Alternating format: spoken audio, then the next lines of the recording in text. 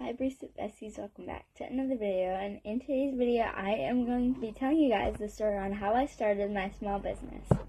So as you know, I own my small business of all the types of jewelry and candy I make that is called Star Jewelry Co., aka the name of this channel.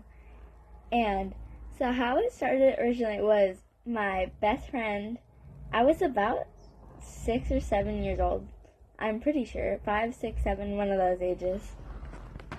And my best friend, she has a channel, I will link it in the description, and I got inspired by her to first start, and so she started about a year before me. She's also 9 months younger than me, and so she originally started doing it, and I was like, wait, it would be cool to do that. So originally I started with Rainbow Loom rubber bands, which if you didn't know, I do have a desk with rubber bands, because I still have a bunch of them from when I was younger.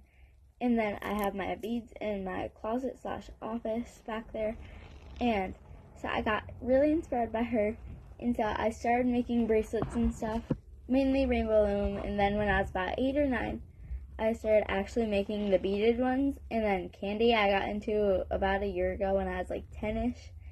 And I've gotten some more bigger projects now, like my hat and my chapstick holders and my koozie that I made, all that type of stuff. And I have a candy clown, so a bunch of stuff like that is how I'm currently doing. And so yeah, I basically just got inspired by my best friend, and I've just been working on it for the past couple years, and now I'm able to do like craft fairs and stuff. I don't have Etsy or Shopify, really, like I don't do it yet fully, but like I sell it just mainly at craft fairs.